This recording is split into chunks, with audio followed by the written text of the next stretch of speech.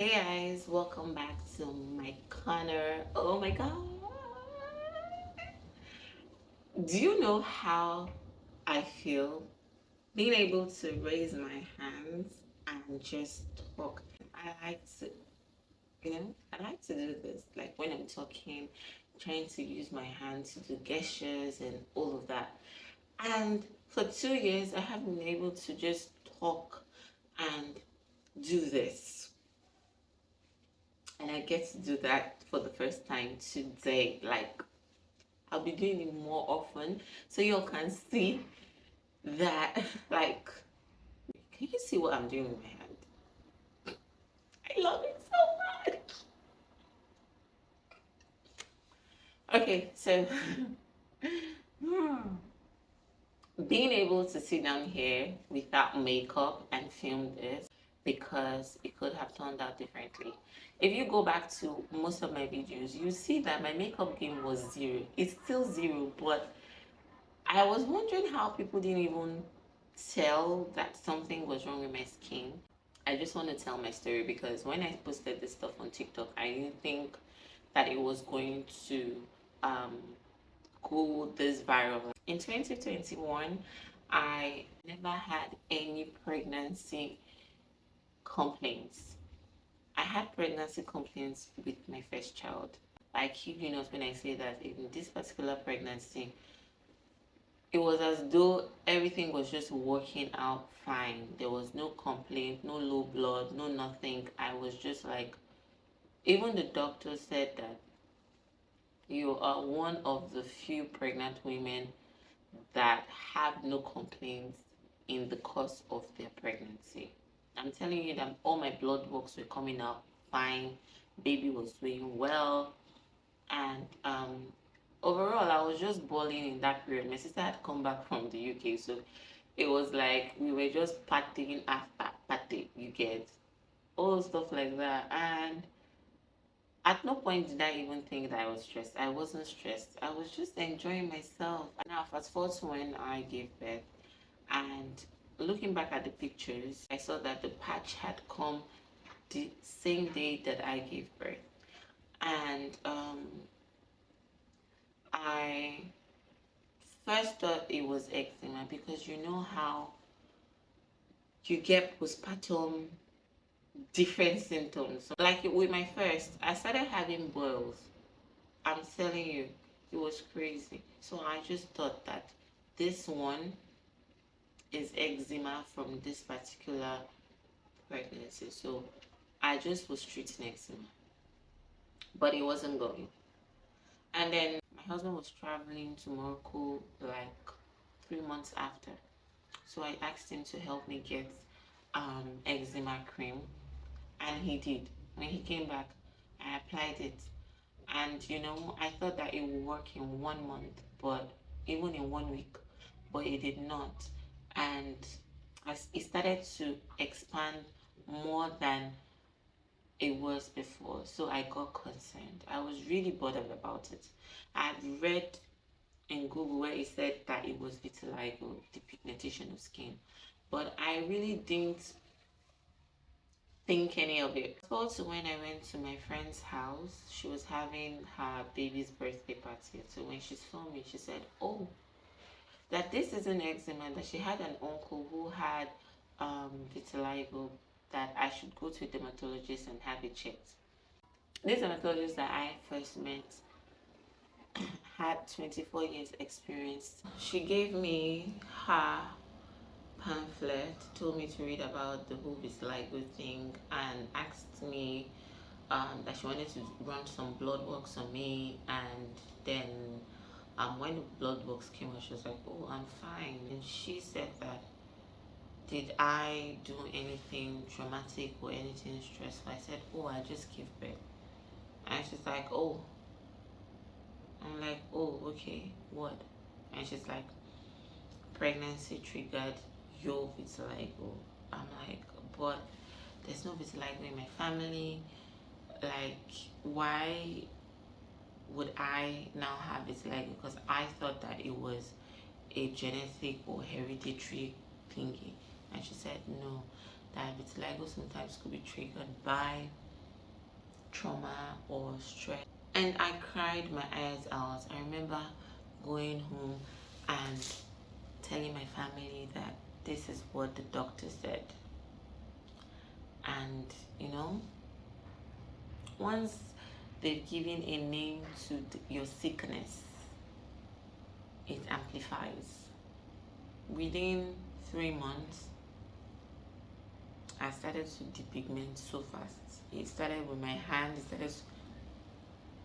started to depigment on my fingers, and then I had little patches on my hand, and it just got, there was one here, and it was just like that, going on and going on.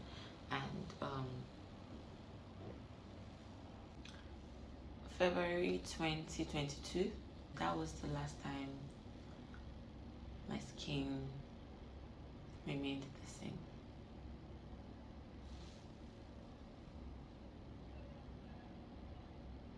I noticed that I could see that it was coming out here.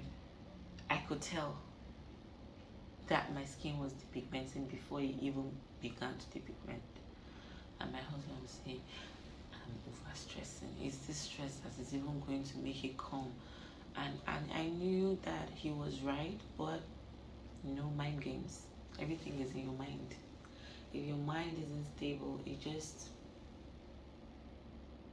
if your mind isn't stable, your whole and your entire body would know that your mind is not stable. I was in and out of Google. He would say, don't, just calm down, be calm. I'm like, it's easy for you to say because you're not the one whose skin is depigmenting. I became very rude. Whatever replies, what I didn't see that he was trying to help me. Even my siblings, they would call me to be like, it's okay, it's fine. And that was also what I was projecting to them. You don't know. If you have this, do you think you'll be that way? I would wake up in the morning, first thing I would go to is the mirror to check. And it just kept increasing and increasing and increasing. And one morning I just woke up and it was white. Like, I said, this one, no be native doctor, I don't become like this. Like, I don't even need powder. Amazing how I didn't get into depression, because I don't know, because it was a really difficult period for I and my family. Like, my siblings, my husband, everybody, they were just making sure that I was okay. I was detaching, but I didn't know that I was. They would invite me for gatherings, I'm not going. They would invite me for hangouts, I'm not going. It was that bad, because I didn't want people to start pitying me. I didn't want that, so I didn't want to be seen. My wardrobe was changing, and it was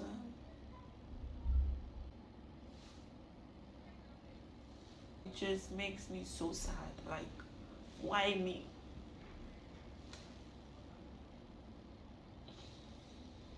Why did it have to be me? I'm not saying it could have been somebody else, but why me?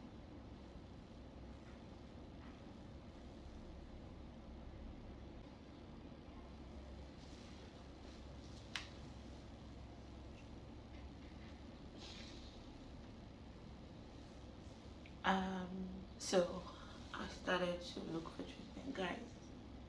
I stopped eating because I had gone through Google and it says don't eat tomatoes. I stopped eating jollof rice. Don't eat meat. Don't eat fish. Someone even sent me a list of what not to eat. Don't eat ogbono soup. Don't eat catfish. Don't eat palm oil. I'm like, if I don't eat all these things, I'm literally on my way to 6 feet. Because why are you telling me not to eat all of this? But I did anyways.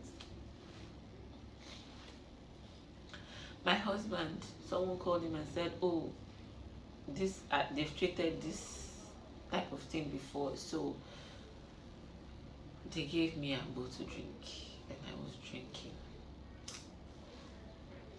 And so one time I was just watching this Aproko doctor, and he said, you'll be drinking agbo or something like that, and your kidney will just fail you. I'm laughing now because it's funny.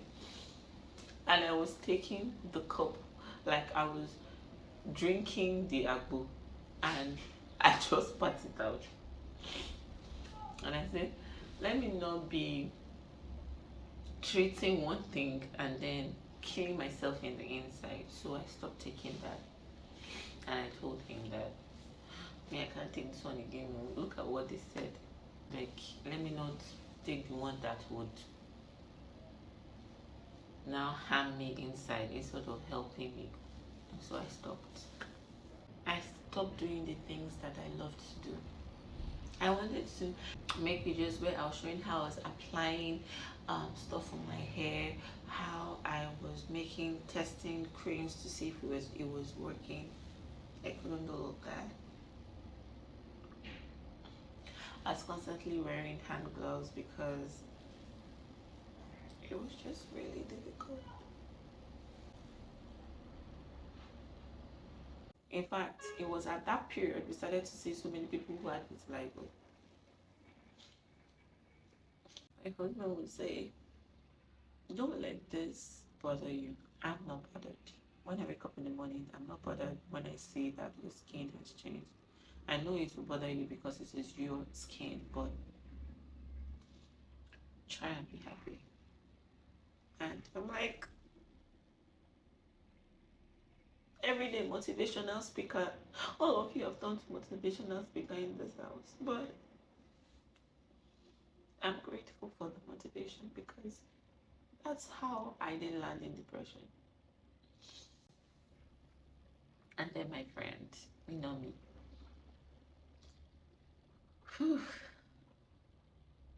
She found this doctor at the event that they were hosting, and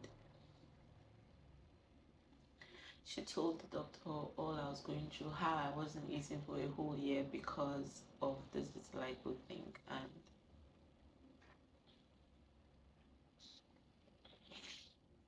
she said, the doctor said, who asked her not to eat? Who told her vitiligo has anything to do with food?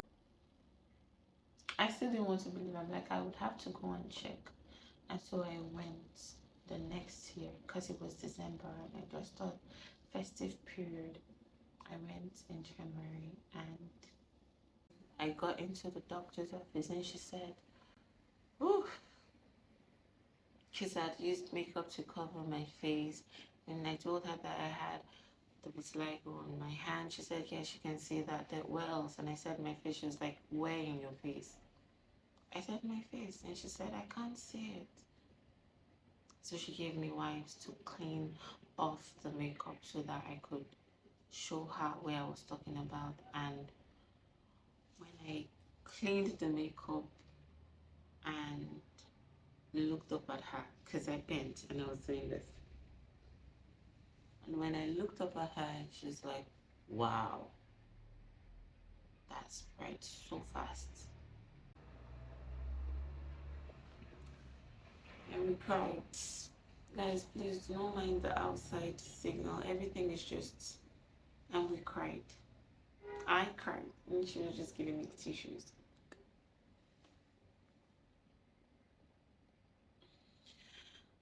She told me, well done. You've come this far. You're a solid babe. She was just hyping.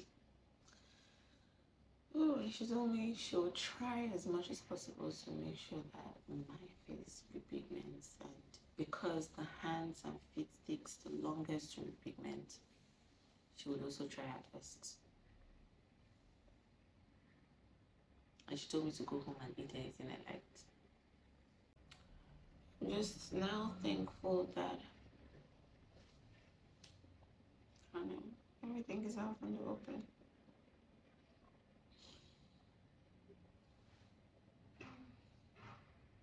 I'm trying my best not to just be so emotional in this video.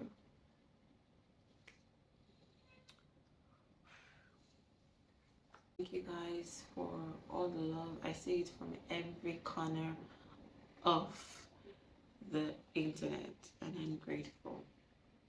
Please like, share, subscribe to my channel.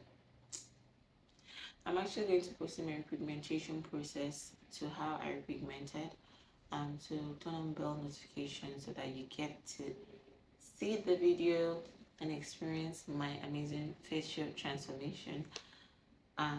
Thank you guys so much for watching. 안녕하세요.